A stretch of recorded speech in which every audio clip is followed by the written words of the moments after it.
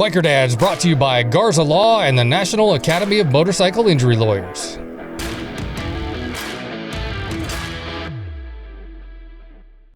My name is Chris Best, and I left my 25-year corporate career to ride motorcycles and tell stories. And this episode, that adventure brings me and 5 gallons of sweat to scorching hot coastal Alabama. But despite the heat, bikers are rolling out by the dozens to help a young mother who was the victim of a violent and just mind-boggling attack. All right, that's where we start this week's episode of the Biker Dad TV show. Well, let's roll out. Have you ever sat at your job and thought, what if I just got up and left? Tell that horrible boss to take this job and shove it. Have you ever wanted to just walk out? What about burnout? Well, that's exactly what I did, but I didn't just quit. I left my 25-year corporate career to ride motorcycles and tell your story. Daytona Beach, Florida, where you can actually drive onto the beach. Rick Fairless, a legend of his own, introduced me to Richard Rollins, Mayfield, Kentucky, Southeast Missouri, beautiful city of Knoxville, Tennessee, Gulf Coast of Mississippi, Florida coast and the Tampa Bay area, Orange County Choppers, Roadhouse and Museum, talking to Paul Tuttle Sr. himself. But make no mistake, this is not a show about motorcycles or even about me. Instead, I travel across the country to meet the people who use their passion for motorcycles to make their communities stronger, safer, and better. This is Biker Dad.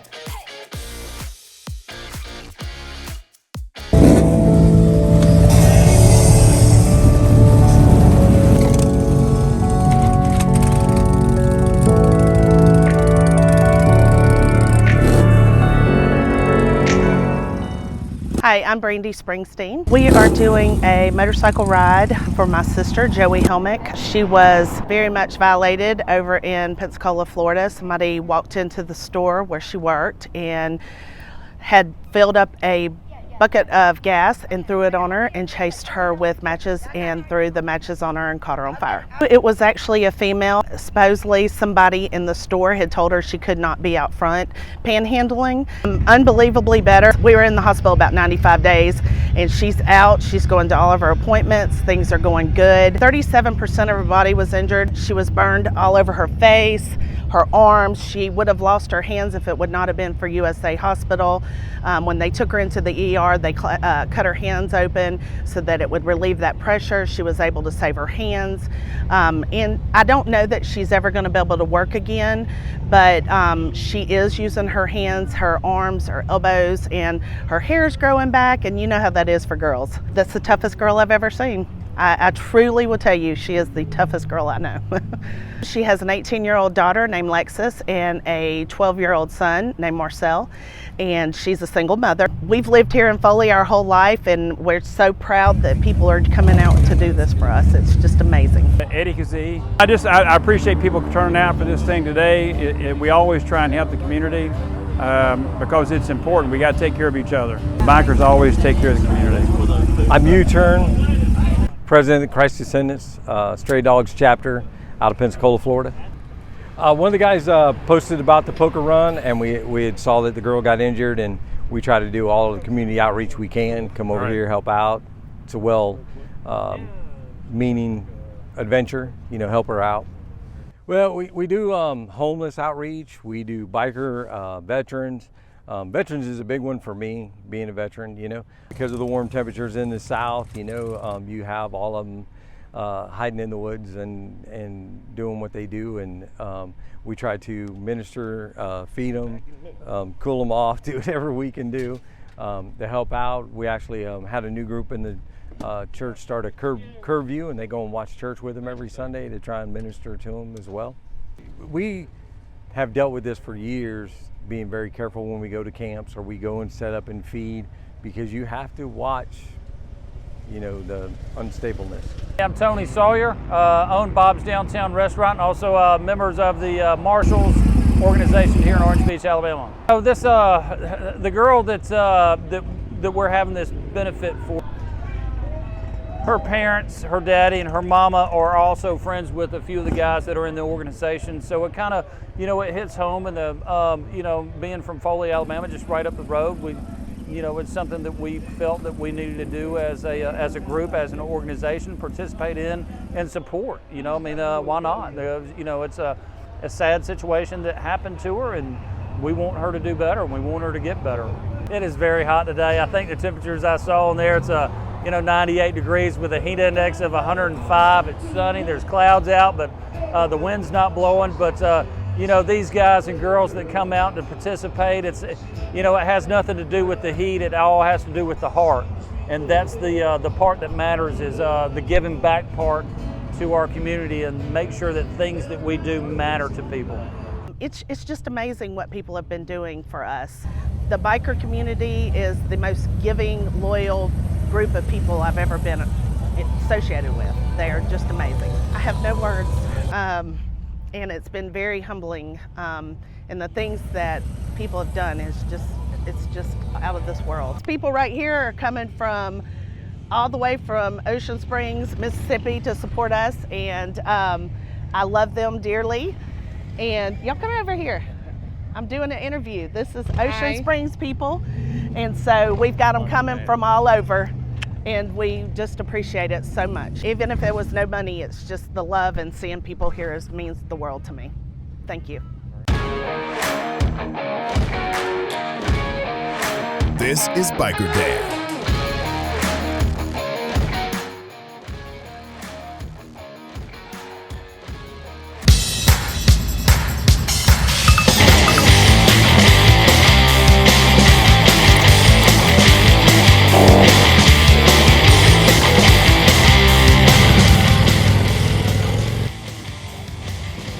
Hi, I'm on the road in Maryville, Tennessee at Smoky Mountain Harley Davidson, one of the top Harley Davidson dealers in the world. They have some of the coolest bikes in the world. So that may have you wondering why I'm standing next to this thing, this little Street 500 Harley Davidson, perhaps not the best Harley Davidson out there. Well, this is what they use to train new riders here at Smoky Mountain Harley Davidson and really all over the country. The instructor here is one of the best. She's been doing it for years and trained thousands of bikers. Something happened today that she's never seen before. And no, we're not talking about dropping the bike. She sees that all the time. Maggie Barta. I'm the Riding Academy manager here at Smoky Mountain Harley Davidson. I also obviously do some of the instructing here. We take a lot of pride in this Riding Academy. We want to give top-notch training because safety is really our priority. And if safety is not the priority and we don't focus on everything we need to focus on, then we're not producing the safest riders that we can. And we do a good job. We are constantly booked, and we do have a good reputation, and it's something that we're really proud of. We have a lot of riders that come through here who have a lot of experience to take the new rider course. They come in with a mindset that I'm just here to get my license, I already know everything, and they're blown away, honestly, by what they learn. We got a bunch of lawyers and law firm employees showing up to take a riding course. Have you ever had that happen before? Not once, no. Not once. What do you make of that? It's a good experience. It's nice to know that there's people in the community that actually want to know about more of what we do to be able to effectively help us better. So that's Mallory right there, for example. First time she's ever ridden a motorcycle today. Makes you a little nervous to see your employees who've never ridden out there. So, I'm not going to lie, it does make me a little bit nervous. And then on the other hand, I don't know if I've ever known somebody take one of these riding academies and actually injure themselves in a serious way. So if you're ever going to get on a bike, this is the way to do it. Why is it so important for you to sponsor, you know, your employees and a few other people out here to do this? For me, actually a couple reasons. One, if you're going to do this, I almost think, and again, there are probably too many rules and regulations in the world, but boy, if we could convince everybody to want to take this class before they got on a bike, we'd have a lot less accidents, I think. Hi, it's me, April Violet, Miss Heels on Wheels from Knoxville, Tennessee. We're all about safety. So we've got a lot of new riders coming out there getting on the road, and we see it every day. But we want to make sure that they're properly trained, they understand how to maneuver the bikes. So what we decided to do was, one, open the class up to some public, some people that are trying to ride. But first and foremost, it was important that our own staff at the firm understand what it is to be on a motorcycle. My name is Mallory Garrison, and I work for the Garza Law Firm. I am a paralegal for our civil division. I'm just doing it to better understand our clients and be able to, if we have someone who's had a motorcycle wreck, be able to communicate with them and make that connection. I think it surprised me how difficult it is to make a turn and they're calling it a friction zone, and so I think that's been the most difficult, knowing the difference between letting my clutch out, keeping the throttle, and being able to make that turn without putting my foot down. Hey, I'm Philip Lanassa. I'm one of the attorneys in the personal injury department at the Garza Law Firm here in Knoxville, Tennessee. We had a half a day yesterday. We ride all day today, and then we ride tomorrow and take our exam tomorrow. I want to know as much as I can about bikes and motorcycles and being a motorcycle rider. It's easy taking a car wreck case because I ride a car, drive a car every day, but I haven't ridden a motorcycle every day, so I just wanted to know and appreciate what they experience while they're on the road. They sometimes don't really understand when they're sitting across from that motorcyclist exactly every detail, and when they're talking about the bike and they're talking about the loss of the bike and things like that, what that actually means. So to rectify that, we decided to put them on bikes, teach them safety so they have a topic of conversation, but also have a connection to that rider who they're helping out, right? It's the hardest time they're going through.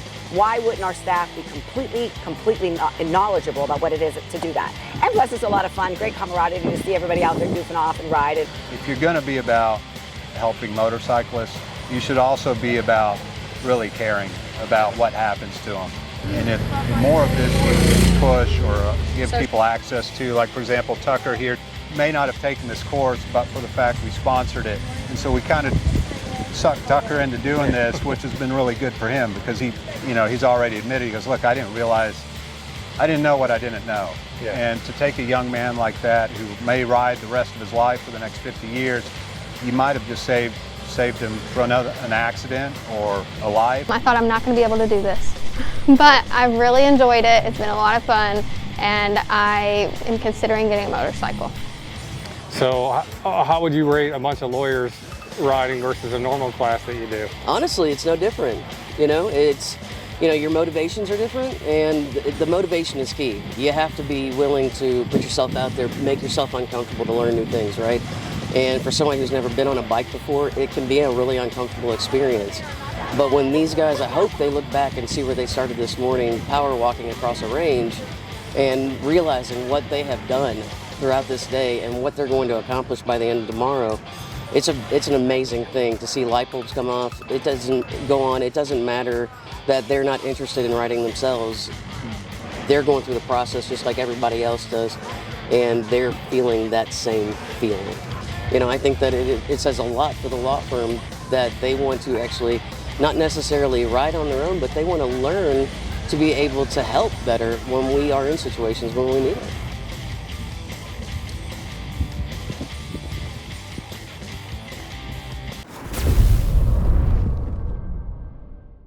Marcos loves the community, loves to be involved in the community. He found this opportunity at Fish and trying to end hunger here in Knoxville. But Marcos Garza would be the first person I would call, and that would be the person I would hire. The Garza Law Firm. Let us help. If you love your bike but hate swamp ass, Breezy Rider is for you. For 27 years, I've been designing medical seating to protect the skin of people confined to wheelchairs. Now, after so many friends asking for help with their motorcycle seats, I've designed Breezy Rider. Breezy Rider actually enhances the look of your bike with its custom fit design, while the patented Still Air foam reduces vibrations that cause fatigue and pain, and you can actually feel air flowing underneath you, keeping you cool and dry. My name is Chris Best, and I left my 25-year career to ride motorcycles and tell stories. And now I'd like to invite you to come along for the ride. You can watch my new show, Biker Dad TV, right here every week. Fridays at 11 on The Knox, brought to you by Garza Law.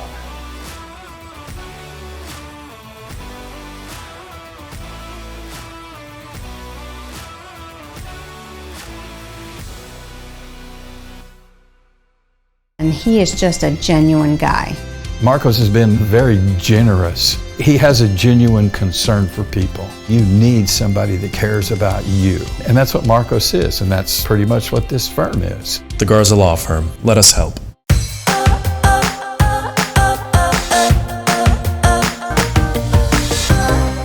Hey everybody, April Violet here, Miss Heels on Wheels from Knoxville, Tennessee, and you're watching Biker Dad TV.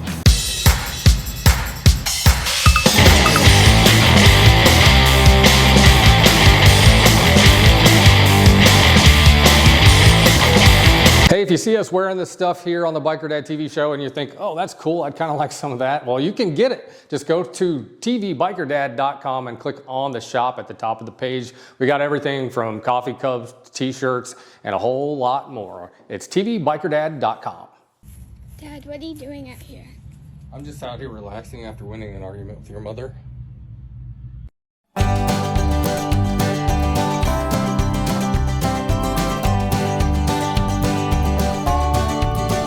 Biker Dads brought to you by Garza Law, Thunder Roads Magazine of Tennessee and Kentucky, and the National Academy of Motorcycle Injury Lawyers.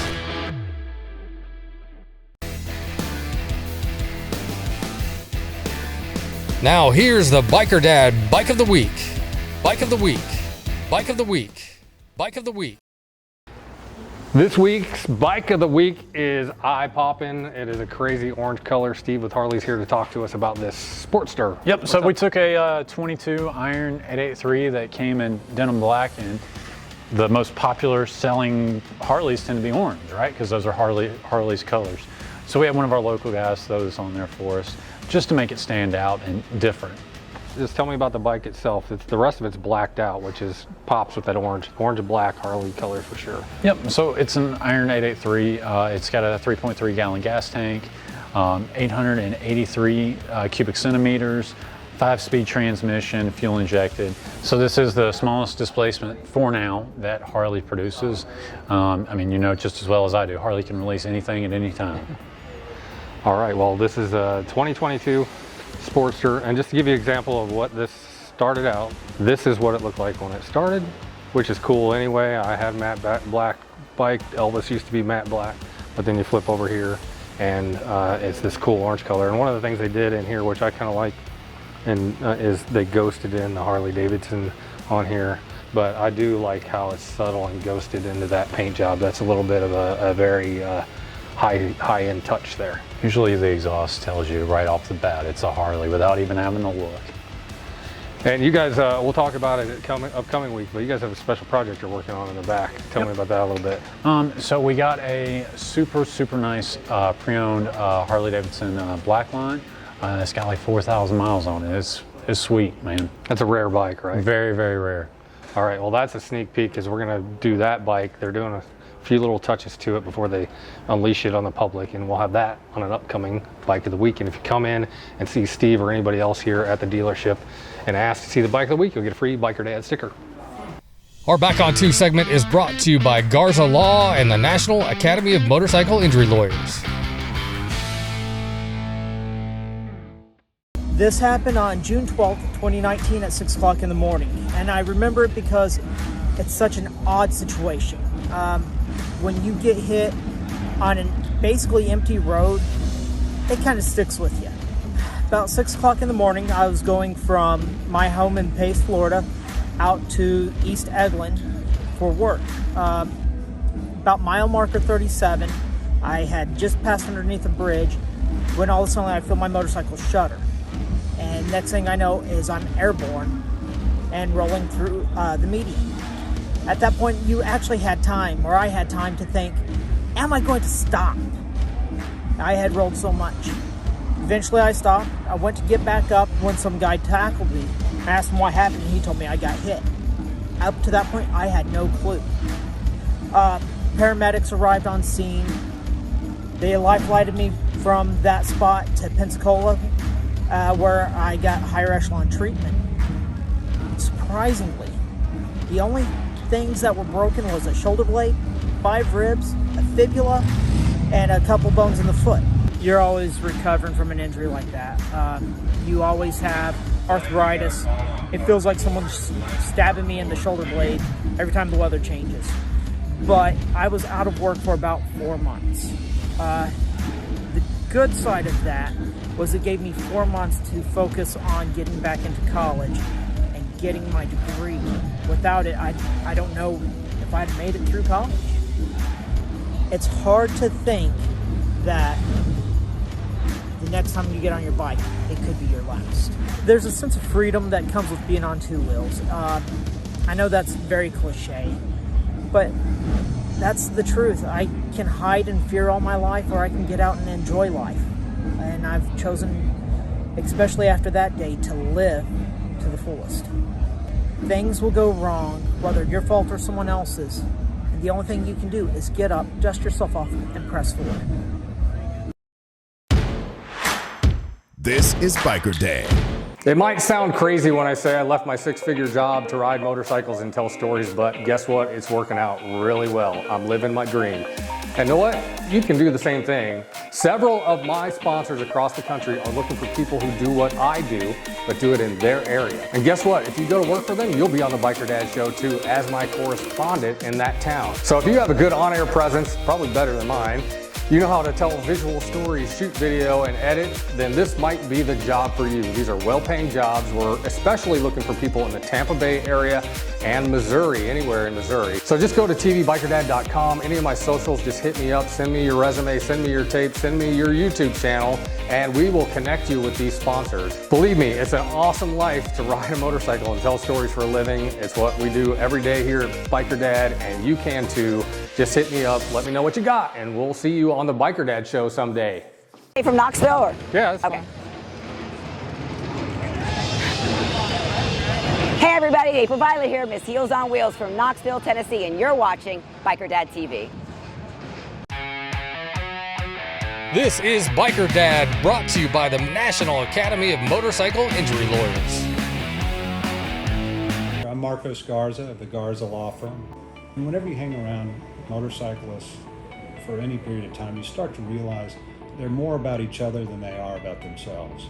And so, one, they need representation, because a lot of times, my experience is that motorcyclists will get the short end of the stick if they're not properly represented. And I can't tell you how many times I've seen an accident report where it says the motorcyclist was, driving too fast or driving at Mach 1 or exceeding the speed, and most of the time that's not true at all. If you go out and you look under all the rocks, shake all the bushes, find all the witnesses, pull 911 tapes, do a full investigation, then you'll find out there's often a witness out there too, like he or she was driving the speed limit. There's this sort of kind of assumption made, I think, often by police officers and citizens, not because they're bad people, but they just associate motorcyclists with speeding somehow. And so if you can get out in front of a case early and get involved in a case early enough, you can kind of squash that and get a better result. Out of members of society, if you took any cross-section, I'll take a cross-section of motorcyclists any day on average over any other group of people, except maybe the Marines. I've never had a serious motorcycle accident, but I know if I do, April Violet and Marcos Garza with Garza Law have got my back.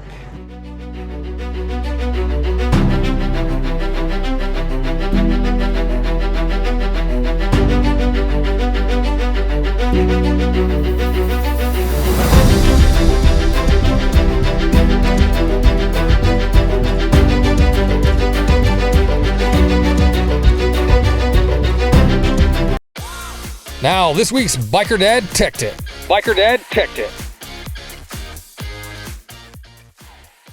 Sun's out, fun's out. Even up north, it's starting to warm up and people are starting to ride. And one of the big things that can really help out your ride is a good pair of sunglasses. And those don't look like sunglasses, but they kind of are. Yeah, these are one of our favorites. We obviously have a large selection of sunglasses here, but this is the Tunnel. And it's got the cool click air gasket, so you can actually press right here and you can open your gasket to control the amount of airflow that you receive. This is closed. Also, this gasket is removable and replaceable. So if your gasket wears out over time, no need to replace the sunglasses, you can just get a new gasket. Notice the lenses are clear. That's because they're light adjusting. So these go from day to night. Go out into the daylight, get the UV rays hitting the lens, you're going to get a light smoke effect. But if you're riding at night, they will remain clear for you. So the best of both worlds, day and night, and customizable airflow through that replaceable gasket. Cool, so yeah, just like she said, if you aren't familiar with these, it's like wearing a pair of goggles, but not looking like the Red Baron in the 1940s. So they're really comfy too. Especially if you like wear half helmets or flip your visor open because it's hot. All right, thanks Valerie for this week's Tech Tip.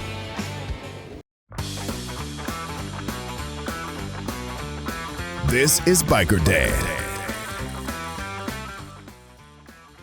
Hi there, this is Chris Best, the Biker Dad. I'm just here to let you know that myself and the hundreds of thousands of people who follow us on social media and watch the TV show are here to help.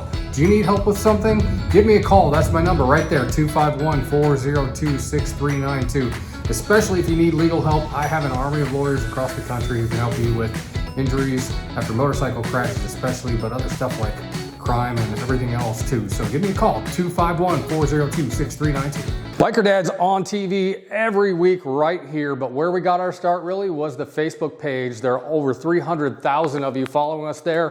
Please go like our Facebook page and you'll keep up to date on everything from my rides to my quirky little weird things I do every day, and get a lot of funny memes while you're at it. In fact, a lot of people come for the memes. So go check out TV Biker Dad on Facebook. Biker Dad.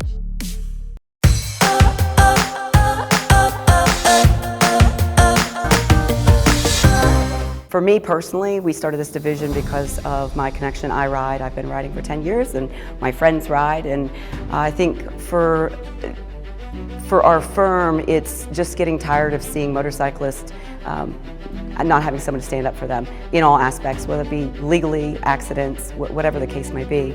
I personally lost my best friend to a motorcycle accident, and it was that week that I took the job and created this new division dedicated and committed to making sure that we can protect as many families from feeling the pain that comes with something of that, of tragedy like that.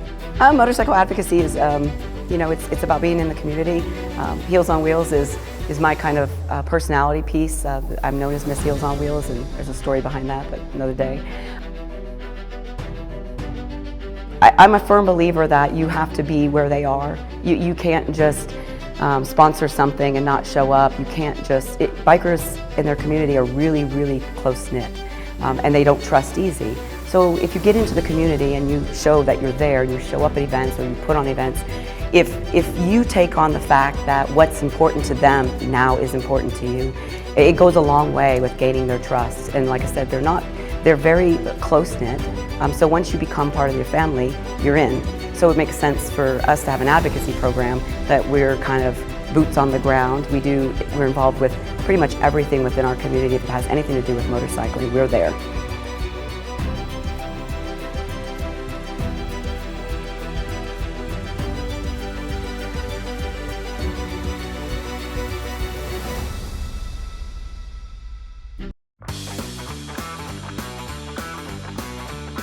This is Biker Dad.